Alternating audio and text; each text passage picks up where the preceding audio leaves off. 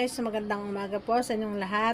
Ang aking video for today ay mga i-haul ko sa inyo kung ano yung mga ipinamili ko kahapon na malaki yung magiging tubo ninyo na pwede nyo rin pagkakitaan.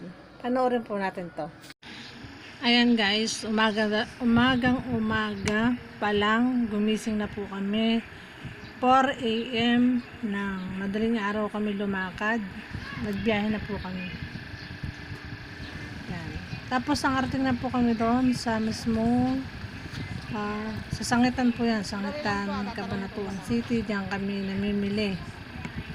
Yan. Kung ano yung pinakamura, doon kami bibili. Ayan. Mga wholesale po dyan. May wholesale, may retail.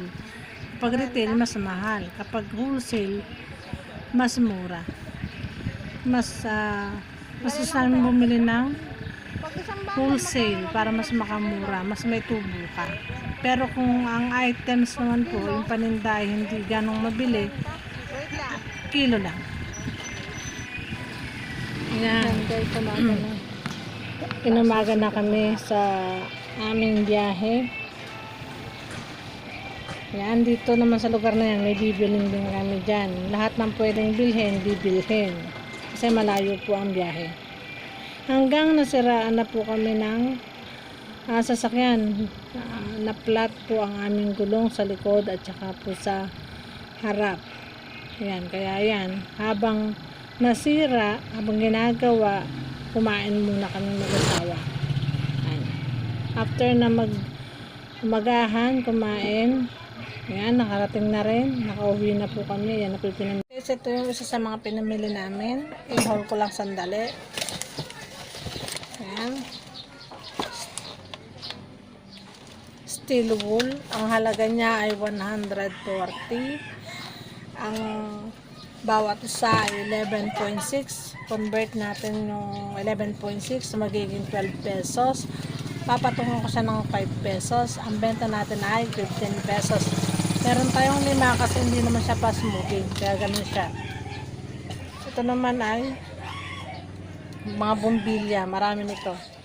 47 each. Ito ay 30 watts. Yan. Ang halaga 47 plus 10 pesos. 57 po ang magiging bentahan. Ito ay 45 pesos, tatlo plus 10, 55. Ito, apat nito 37 plus 10 lang po ulit. Unuulit ko kaya po ganun ang bentahan ay hindi siya fast moving at saka layo ng pinanggalingan niya. Pinapantay ko yung ibang presyo sa palengke o kaya magpapatong ako ng kaunti. Yan. Meron din po yan BHW ballpen. Ang halaga niya 45. Meron siyang 12 pieces. Ang bentahan ay 7 pesos. Ito pang kulay ng buhok. Marami na kasing may maputi ang buhok, kaya yan hinahanap nila. Ang bentahan 10 pesos.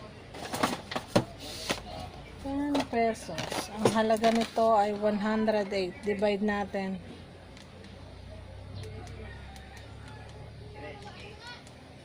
2, 4, 6, 8, 10. 108. 11 pesos. Ang benta dito po 20 kasi sa bayan po, ang biligan nito 15 isa, plus 5. Ito, mas nakamura ako kasi isang ganito, tapos malayo talaga yung bilihan nito sa amin. 1 hour ang biyahe, 2 hours balikan. Kaya pag nagpupunta ka maroon, lahat ng pwedeng bilhin, binibilhin na namin. Binibili na. Ito, play cards. Bawas na. Ayan. Ang halaga 215, ang bentahan 30. Tignan natin kung magkano kita sa isa. 215 divide 12 18 ang isang kasi 17.9. 18 ang bentahan po dito, 30. Meron kang 12 isa. Ito 200 po doon sa palengke, 300. Nakamenes ka ng 100. Tapos ang bentahan dito 10 piso isa. Ang laman nito 50, 500 ang benta, meron kang 300 pag naibenta mo lahat. Yan, malaking tulong po ito sa tindahan. Ayan, ang total po lahat ay ito lang box na to, 1,289.